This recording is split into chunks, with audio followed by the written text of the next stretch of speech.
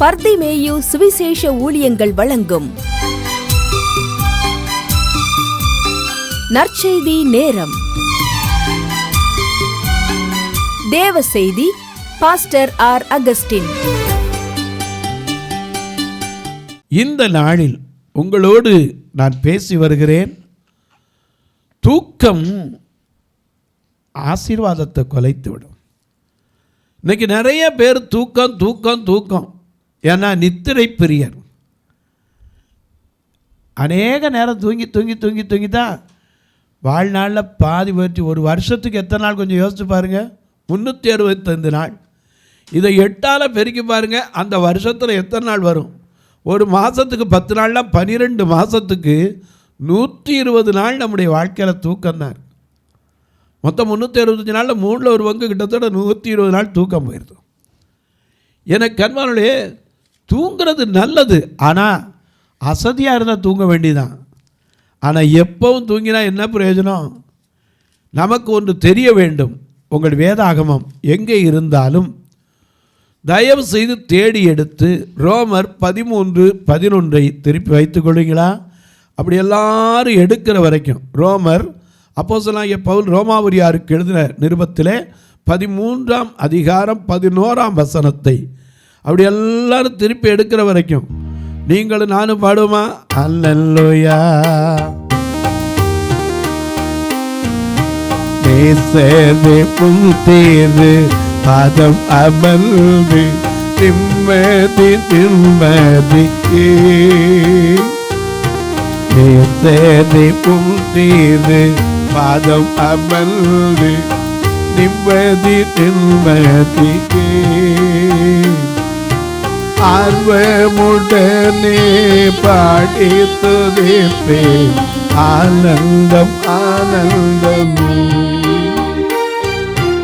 ஆர்வமுடனே பாடி துதிப்பே ஆனந்தம் ஆனந்தம். அடைக்கலமே அதிசயமே, அடைக்கலமே அதிசயமே. ஆராதனை ஆராதனை. அடைக்கலமே அதிசயமே. ஆராதனை ஆராதனை.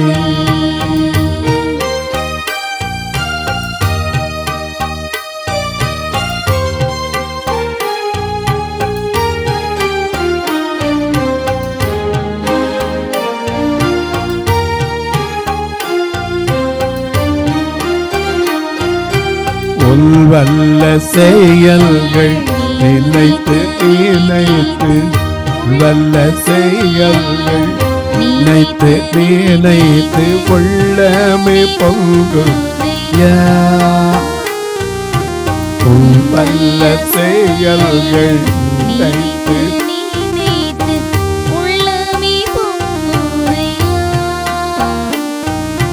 நல்லவரே நன்மை செய்பவரே, நல்லவரே நன்மை செய்பவரே, நன்றி நன்றி ஐயா. நல்லவரே நன்மை செய்பவரே, நன்றி நன்றி ஐயா.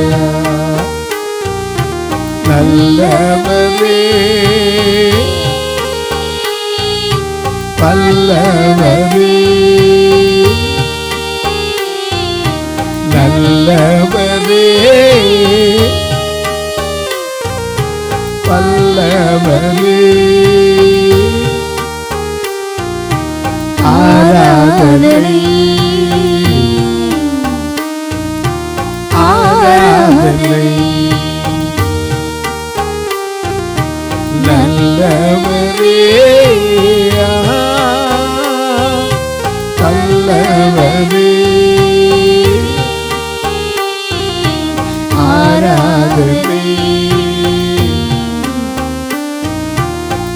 ஆராதனை.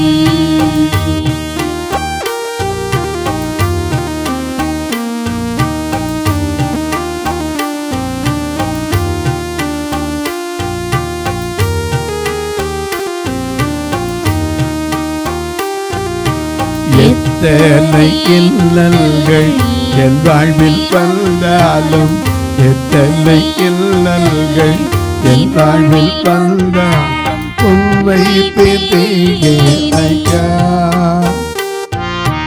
எத்தனை இல்லல் என் வாழ்வில் வந்தாலும், உம்மை பிரிந்தேன் ஐயா. ரத்தமே சிந்தி சாட்சியாய் வாழ்வேன் நிச்சயம் நிச்சயமே. ரத்தமே சிந்தி சாட்சியாய் வாழ்வேன் நிச்சயம் நிச்சயமே. ரட்சகரே இயேசுநாதா, ஆராதனை ஆராதனை. ரட்சகரே இயேசுநாதா, ஆராதனை ஆராதனை.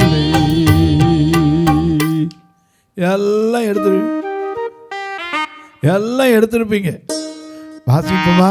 இப்போ வேதத்தை ரோமர் 13:11 வாசிக்க கேட்போம். நித்திரையை விட்டு, நல்ல கவனிங்க, நித்திரையை விட்டு எழுந்திருக்கத்தக்க வேலை ஆயிற்றென்று, எழுந்திருக்கத்தக்க வேலை ஆயிற்று என்று நாம் காலத்தை அறிந்தவர்களாய்.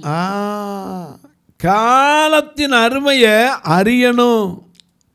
ஏன்னா காலம் கிடைக்காது. காலங்கள் கடந்து போய்கொண்டே இருக்கும். ஒரு நாள் நினைப்போம், அப்பெல்லாம் விட்டுட்டேனப்பா, இப்போ என்ன செய்கிறது? ஐயா நமக்கு ஒரு பழமொழி சொல்லி கொடுத்தாங்க, காற்றுள்ள போதே தூற்றிக்கொள். ஏன்னா காலம் இருக்கும்போது, ஏன்னா நம்ம அந்த காலத்தில் பாடினோம், காண பொழுதினில் காயம் மறைந்து போம், காலம் இருக்கையில் சீலமதாக குணப்படுப்பாவி. பாடியிருக்கோம்ல. கர்த்தனை நீ மறந்தாய், பாவ கற்பனையை திறந்தாய், பக்தி உண்மை தெளிந்தாய், பொல்லா பாவ வழி திரிந்தாய், புத்தி கெட்ட ஆட்டு குட்டியே ஓடிவா, உத்தம மெய்ப்பனார் கத்தி அழைக்கிறார். நித்திரையை விட்டு எழுந்திருக்கத்தக்க வேளை வந்தது என்று வாசிக்கிறோம். காலத்தை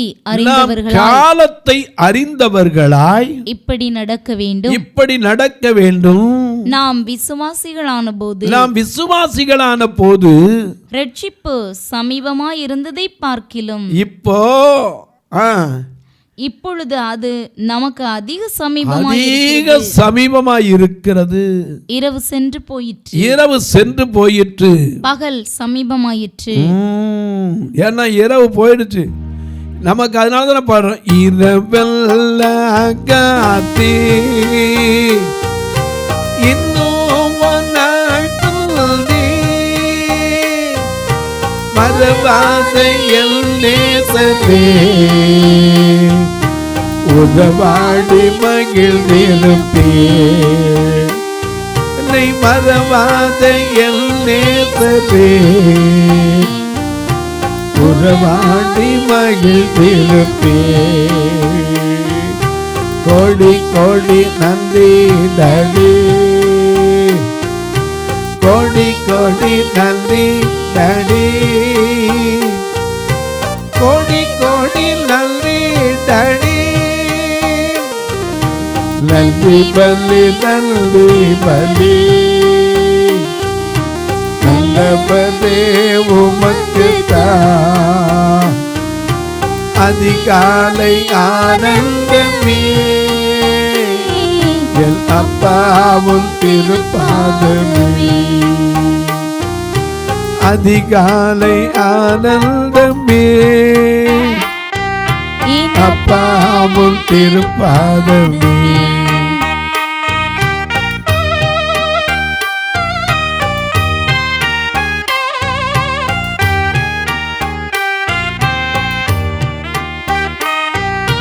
வேதனை துன்பம் எல்லாம் பிரிக்காது ஒரு நாளும் நாதென்னை முன்னிலையில் நான் நாள்தோறும் வாழ்வேனையா. நாதென்னை முன்னிலையில் நாள்தோறும் வாழ்வேனையா. கோடி கோடி நன்றி நடி, கோடி கோடி நன்றி நடி, கோடி கோடி நன்றி நடி. நன்றி பல்லி நன்றி பல்லி நல்லவதே உமக்குத்தான். அதிகாலை ஆனந்தமே என் அப்பாவும் திருப்பாதமே. அதிகாலை ஆனந்தமே என் அப்பாவும் திருப்பாதமே. ஐயா, லித்தரடியை விட்டு எழுந்திருக்கத்தக்க வேளை வந்தது. இது தூங்கிட்டு இருக்க நேரம் இல்லை. தூங்கினா சத்துரு வந்து என்ன செய்து விடுவான்? களையை விதைத்து விடுவான். கனநித்திரையின் ஆவி வந்துருச்சுன்னா நமக்கு இருக்கிற ஆசீர்வாதம் போயிடும். சோம்பல் வந்துருச்சுன்னா வறுமை தன்னை அறியாமலே வீட்டுக்குள்ளே வந்துடும். தூக்கம் தூக்கம் தூக்கம் அழகாச்சுரா, தூக்கம் கந்தையை உடுத்து வைக்கும். நாம் ராஜாவின் பிள்ளையை கந்தையாக உடுத்தணும். ஏன்னா நம்ம நாட்டில் ஒரு பழமொழி உண்டு, கந்தையானாலும் கசக்கி கேட்டால் அது விழுந்து கூழானாலும் குளித்து குடி. தூங்கிட்டு இருக்கக்கூடாது. எனக்கு அன்பானுடைய சில நேரங்களில் தூக்கத்தினால் அநேக காரியங்கள் போயிடும். அதனால தான் பவுல் எழுதுகிறார் எபேசியர் 5ஆம் அதிகாரத்திலே 14ஆம் வசனத்தில் என்ன எழுதுகிறார்? ஆதலால் தூங்குகிற நீ. யார் ஒவ்வொருத்தரையும் பார்த்தான் சொல்ல, என்னையும் ஒன்னையும் சேர்த்தான் சொல்றாரு. நானும் மனுஷன் தான், சில நேரம் அசந்து தூங்கிடக்கூடாது. ஆதலால் தூங்குகிற நீ விழித்து முதல்ல என்ன செய்யணும்? விழிக்கணும். அது மட்டுமல்ல, மரித்தோரை விட்டு எழுந்திரு. நீ தூங்கிருந்தா செத்தவனுக்கு சமம் தான் சொல்றாரு. மரித்தோரை விட்டு எழுந்திரு, அப்பொழுது கிறிஸ்து உன்னை பிரகாசிப்பார் என்று சொல்லியிருக்கிறாரே. ஆனபடியினாலே நீங்கள் ஞானமற்றவர்களைப் போல நடவாமல். ஞானமற்றவர்களை போல நடக்க கூடாது, தூங்கிட்டே இருந்துடக்கூடாது. எதை பற்றியும் கவலை இல்லை. தேசம் எப்படி இருக்கு, இன்னைக்கு நடப்பு எப்படி இருக்கு, காலம் எப்படி இருக்கு. ஐயா, ஒவ்வொரு நாளும் பொழுதும் எவ்வளவு கஷ்டம். இன்னைக்கு விலைவாசி ஏற்றத்தை பற்றி பேசுகிறோமே, நாம் இன்றைக்கி எத்தனை பேர் அதற்கு ஏற்றபடி உழைக்கிறோம். எனக்கு அன்பான சினிமாக்காரன் கூட சொன்னால், சிரித்து வாழ வேண்டும், பிறர் சிரிக்க வாழ்ந்துடாதேன்னா. உழைத்து வாழ வேண்டும், பிறருடைய உழைப்பில் என்ன செய்யக்கூடாது? வாழக்கூடாதுன்னு கவியரசர் வாலி எழுதி வைத்தார். எனக்கு அன்பானே, நாம் காலத்தை அறிந்தவர்களாய் ஞானமற்றவர்களாய் நடந்துடக்கூடாது. காலத்தை அறிய வேண்டும். ஏன்னா இந்த காலம் பொல்லாத காலம். இந்த காலம் பொல்லாதது, உன்னை கத்த அழைக்கிறார். இந்த காலம் பொல்லாதது, உன்னை கத்த அழைக்கிறார். நீ வாழும் வாழ்க்கைதான் அது வாடகை வீடுதான். நீ வாழும் வாழ்க்கைதான் அது வாடகை வீடுதான். இந்த காலம்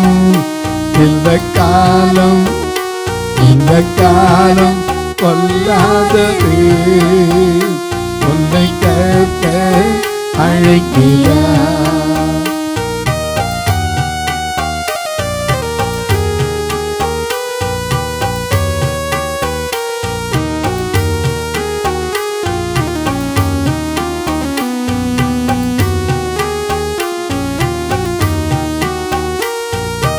உன்னையே ரட்சிக்க உன் கூடவே இருக்கிறேன். உன்னையே ரட்சிக்க உன் கூடவே இருக்கிறேன் என்று வாக்கு அளித்தவர் நம்மை காத்து வருகிறார். உன்னு வாக்கு அளித்தவர் நம்மை காத்து வருகிறார். இந்த காலம் இந்த காலம் இந்த காலம் பொல்லாதது, உன்னை கர்த்தர் அழைக்கிறார். ஞானமற்றவளை போல தூங்கிடக்கூடாது. அதனால தான் சொல்றார், ஆதலால் தூங்குகிற நீ விழித்து, முதல்ல விழித்து மரித்தோரை விட்டு எழுந்திரு. ஏன்னா முதல்ல விழிக்கணும், விட வேண்டியதை விடணும், மரித்த நிலையிலிருந்து என்ன செய்யணும், வரணும். ஏன்னா மரித்தோரும் மௌனத்தில் இறங்கினோரும் கர்த்தரை துதிக்க மாட்டான். நாம மௌனத்தில் இறங்கிட்டோம் இல்லை, உயிரோடு தான் இருக்கோம். சுகபோகமாய் வாழ்கிறவன் உயிரோடு செத்தவன். ஏன்னா வெளிப்படுத்தின விசேஷத்தில் வாசிக்கிறோம்ல, சுகபோகமாக வாழ்கிறவன் உயிரோடு இருந்து பிரயோஜனம்ல, செத்தவன். மறந்துடக்கூடாது. தூக்கம் இருக்கணுங்க, கட்டாயம் மனுஷனுக்கு தூக்கம் இருக்கணும். தூக்கம் இல்லைன்னா ஒரு காரியம் நடக்காது. ஆனால் அதே சமயத்தில் அளவோடு இருக்கணும். காலத்தின் அருமையை அறியணும். காக்கா குருவியெல்லாம் யாரும் போய் காலையில் எழுப்பி விடுறாங்க, எந்திரிக்க எந்திரிக்க நேரம் ஆயிடுச்சு, பகல் வந்துச்சு எந்திரிக்க அப்படின்னா கூப்பிடுறாங்க. அது வாட்டில் அந்த நேரம் வந்துருச்சுன்னா, சாயந்தரம் அதே மாதிரி சூரியன் அஸ்தமிச்சிருச்சுன்னா மரங்களில் பாருங்க கீச்சு கீச்சு கீச்சு கீச்சு கீச்சு கீச்சுன்னு எவ்வளவு குருவி பறவைகள். ஏன்னா அதுக்கு இருக்கிற ஞானம் நமக்கு இருக்கா? அதனால தான் சொல்கிறார், சோம்பேறி நீ எறும்பு நிலத்தில் போய் ஞானத்தை கற்றுக்கொள்கிறார். அதுக்கு தலைவனும் கிடையாது, ராஜாவும் கிடையாது, பிரபுவும் கிடையாது. நமக்கு எல்லாம் இருந்தும் ஞானம் இல்லையே. எனக்கு கண்வார்கள் அப்படி எந்திரிச்சு என்னையா செய்ய அப்படிம்பிங்க. புலம்பலின் புஸ்தகம் 2ஆம் அதிகாரம் 19ஆம் வசனத்தை வாசிக்க கேட்போம். புலம்பல் 2:19. எழுந்திரு எழுந்திரு, ராத்திரியிலே முதற் சாமத்திலே கூப்பிடு, ஆண்டவரின் சமூகத்திலே உன் இருதயத்தை தண்ணீரை போல ஊற்று. எதுக்கு? எல்லா தெருக்களின் முனையிலும் பசியினால் மூச்சிட்டு போகிற பகவானே என்னை காப்பாற்றுன்னு எத்தனை பேர் வீதியில் கிடக்கிறான். உன் குழந்தைகளுக்காக, உன் குழந்தைகளின் பிராணனுக்காக உன் கைகளை அவரிடத்திற்கு ஏறெடு. ஏன்னா அந்த கைகள் ஒத்தாசை வரணும்னா கண்களை ஏறெடுக்கணும். பரிசுத்த கைகளை உயர்த்தி தான் ஜெபிக்கணும். தீமோத்தேயுக்கு பவுல் என்ன செய்றாரு? எழுதுறாரு, எழுந்திரு, ராத்திரியில முதற் சாமத்தில் கூப்பிடு. எதுக்காக? ஆண்டவரின் சமூகத்தில் அழிந்து கொண்டிருக்கிற ஆத்துமாக்களுக்காக உன் கைகளை ஏறெடு. என கண்பார்களே, எத்தனை இரவுகள் ஒரு நாள் முழுக்க அழுதுகிட்டு தானா யாரு? நெகேமியா. ஏன்னா அவனுக்கு ஒரு செய்தி வருது. என்ன செய்தி? அலங்கம் இடிக்கப்பட்டது, அதில் மீந்திருக்கிறவர்களெல்லாம் என்ன செய்கிறாங்க? கொடிய துன்பத்தை அனுபவிக்கிறார்கள் என்று சொன்னபோது அவன் இரவு முழுவதும் என்ன செய்தானா? அழுதானா. இரவு முழுவதும் அழுதானா. ராத்திரியெல்லாம் தூக்கம் இல்லை, காரணம் இல்லாமல் எனக்கு கண்பார்வை இல்லை. ராஜா கேட்குறாரு, உனக்கு நோய் இல்லையப்பா, பிற என்ன துக்கம்? மனதின் துக்கம். ஏன்னா அவன் சொன்னான், ஐயா என் ஜனங்கள் இப்படி அழிந்து கொண்டு இருக்கிறாங்களே, நான் இப்படி இருக்கிறது எப்படி என்னால் இருக்க முடியும்? இன்னைக்கு நமக்கு எது போனாலும் சரி, என்ன நடந்தாலும் சரி, தூங்கிக்கிட்டே இருக்கிற ஆட்களும் இருக்கத்தான் செய்கிறாங்க. அதனால தான் சொல்கிறாரு, எழுந்திருப்பா. எழுந்திருக்கத்தக்க வேலை என்ன செஞ்சிருச்சு? வந்துருச்சு. எனக்கு அன்பானே, தூக்கத்தினால எந்தெந்த இடத்துலலாம் தூக்கம் வருது? லூக்கா 22:45 பாருங்க. லூக்கா எழுதின சுவிசேஷம் 22ஆம் அதிகாரம் 45-46 வசனம். அவர் ஜெபம் பண்ணி முடித்து எழுந்திருந்து தம்முடைய சீஷரிடத்தில் வந்து, ஏன்னா அவர் போகும்போது வியாழன் இரவில் தன் வியாகுலப்படுவதற்கு கெத்சேமனை தோட்டத்திற்கு போனார். அங்கே போய் 8 பேரை நிப்பாட்டிட்டு 3 பேரை கூட்டு போய் அதை 3 பேரை நிப்பாட்டிட்டு கொஞ்சம் தூரம் போய் தன் ஆத்மாவை ஊற்றி ஜெபித்தார். ஏன்னா மரணத்தில் அந்த வேதனை இல்லை, தான் படப்போகிற அந்த இத்தனை கொடிய பாடுகளையும் பார்த்து, ஆண்டவரே உமக்கு சித்தமானால் இந்த பாத்திரம் என்னை விட்டு நீங்கட்டும், ஆனாலும் என்னுடைய சித்தத்தின்படி அல்ல, உம்முடைய சித்தத்தின்படி. அதே மார்க் 14:37 பார்க்கிறோம். அங்கே இன்னொரு வசனத்தை வாசிங்க, அது கெத்சேமனையில் நடந்ததான். மார்க் 14:37. பின்பு அவர் வந்து அவர்கள் நித்திரை பண்ணுகிறதை கண்டு பேதுருவை நோக்கி சீமோனே நித்திரை பண்ணுகிறாயா? 1 மணி நேரம் விழித்திருக்க கூடாதா? ஏன்னா அவருடைய வியாகுலத்தில் பங்கு பெறக்கூட அவங்களுக்கு இல்லை, தூக்க மயக்கத்தில் இருக்கிறாங்க. இன்னைக்கு நாம் எத்தனை பேர் தூக்க மயக்கத்தில் இருக்கிறோம்?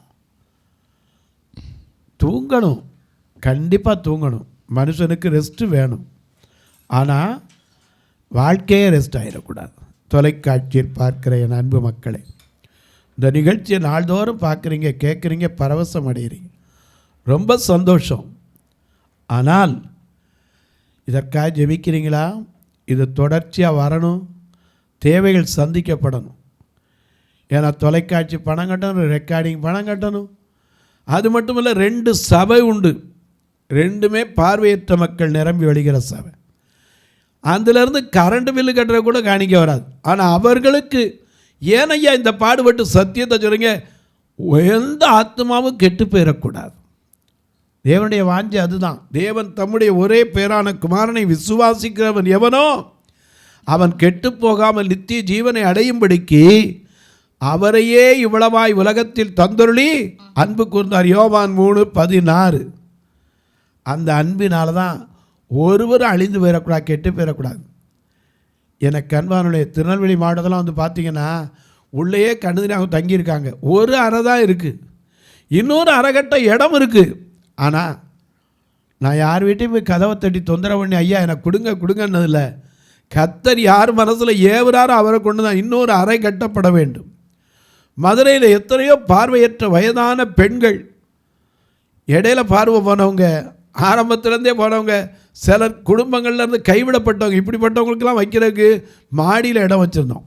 அது 20 வருஷமாக ஓடு தான் போட்டுருந்துச்சு. அந்த ஓடு உடஞ்சி போய் இப்போ ஒழுக ஆரம்பிச்சிருச்சு.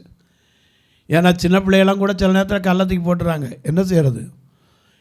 2004 போட்டோம். இப்போ திரும்ப ஓடு போடுறதுக்கு நான் விசாரிக்கும் போது சொன்னாங்க, ஓடு போட்டால் இன்னும் பிரயோஜனம் இல்லை பிரதர், ஓடு போட்டால் திரும்பி உஷ்ணமும் கூடி போயிருக்கு, திரும்பி மாற்றத்தான் செய்யணும் கொஞ்ச நாள் கழிச்சு, சென்ட்ரிங்காக போடுங்க. நல்ல யோசனை. எவ்வளவு ஆகும்னு கேட்டேன். 6 லட்ச ரூபான்னாங்க. ஆண்டவர் தான் அதை எழுப்பி தரணும், நீங்களும் அதற்காக ஜெபியுங்கள். அது மட்டும் அல்ல, வேனில் கூட்டிகிட்டு வந்து ஆலயத்தை சேர்க்குறக்க ஒரு வாரத்தில் 4000 ரூபா கொடுக்குறோம். இதுபோல் எல்லாரையும் சாப்பிட வச்சு தான் அனுப்புகிறோம். ஒருவேளை நீங்களும் ஒரு வியாபாரம் வைத்திருப்பீர்கள் என்றால், ஐயா நான் பொருளாக கொடுக்கலாமா? தப்பே கிடையாது. நான் ஒரு 4 மூட்டை அரிசி அனுப்பட்டா, கொஞ்சம் மசாலா சாமான்கள் மளிகை சாமான் கொடுக்க தாராளமாக. ஆனால் கட்டாயம் இல்லை, விசனமாய் அல்ல. எனக்கு அன்பானவர்களே, உங்கள் ஜபக்காரியம் எது இருந்தாலும் சரி, காலையில் 10லேருந்து 5க்குள்ளே சொல்லணும். ஏன்னு கேட்பீங்க, நான் 24 மணி நேரம் ஜப உதவின்னு போட்டுட்டு உங்கள் ஃபோனை அட்டன் பண்ணாமல் இருந்தால் என்ன பிரயோஜனம்? 10 மணிலேருந்து 5 மணிக்குள்ளே சொல்லலாம். தாராளமாக உங்களுக்கு ஜெபிப்பேன். ஒருவேளை ட்ராவல்லையோ அல்லது ரெக்கார்டிங்லேயோ ஏன்னா தினம் செய்தி வர்றதுனால ரெக்கார்டிங்கும் உண்டு. அப்படி நேரத்தில் தான் எடுத்துருக்க மாட்டேன். அது கூட எடுத்து பதில் சொல்லுவாங்க. ஐயா ரெக்கார்டிங்கில் இருக்காங்கன்னு சொல்லுவாங்க. கட்டாயம் உங்களுக்கு அட்டன் பண்ணுவேன். நீங்களும் ஐயா இந்த பார்வையற்ற மக்களுக்கு ஒரு நாள், உங்கள் பிறந்த நாள், திருமண நாள், உங்களுக்கு ஒரு வீடு கட்டின நாள், ஒரு சம்பள உயர்வு கிடைத்த நாள், வேலை கிடைத்த நாள், இப்படிப்பட்ட நாட்களில் கர்த்தர் ஏவினால் நீங்களும் இதற்கு உதவலாம். அது மட்டும் இல்லை, ஐயா வந்து பார்க்கலாமா?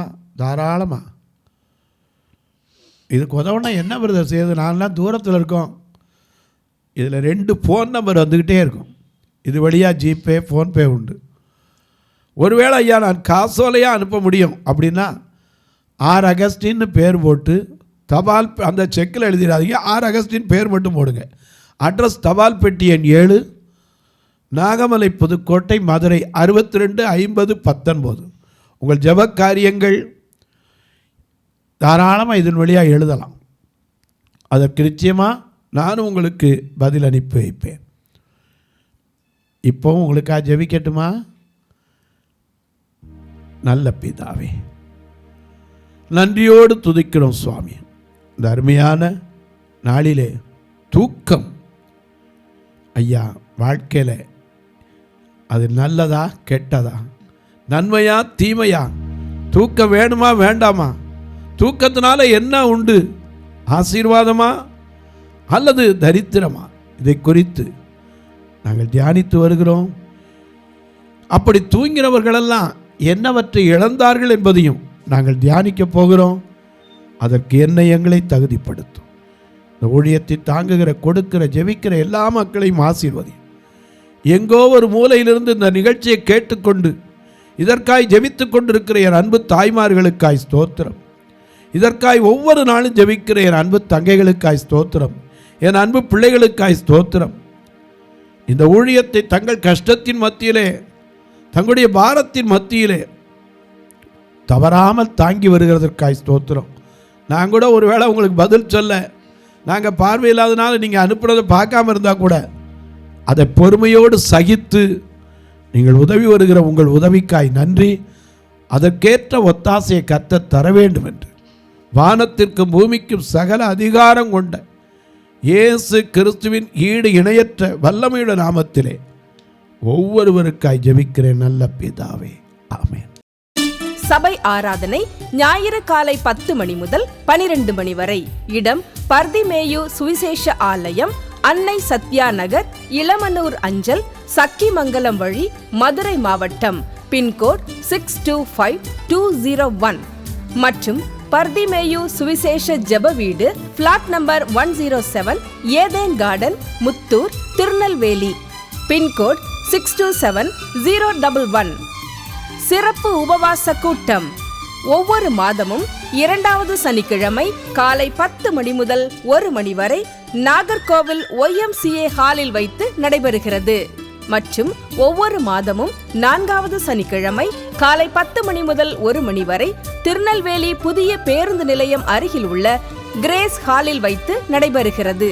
எங்கள் எல்லா ஆராதனைகளிலும் கலந்து கொண்டு தேவனை மகிமைப்படுத்த அன்பாய் அழைக்கிறோம். உங்கள் உதாரத்துவமான காணிக்கைகளினால் இவ்வூழியத்தை தாங்க விரும்பினால் R Augustine, account number 5021364331, IFSC code IDIB 000B066, Indian bank, BP Kulam, Madurai. GPay number 9842181917, BGM ministries மற்றும் 9442559772, பிளைண்ட் மினிஸ்ட்ரீஸ் அகஸ்டின். உங்கள் தொடர்புக்கு பாஸ்டர் ஆர் அகஸ்டின், பர்திமேயு சுவிசேஷ ஊழியங்கள், நாகமலை, புதுக்கோட்டை, மதுரை 625019. தொலைபேசி எண்கள் 9842181917 மற்றும் 9442559772. கர்த்தர் தாமே உங்களை ஆசீர்வதிப்பாராக.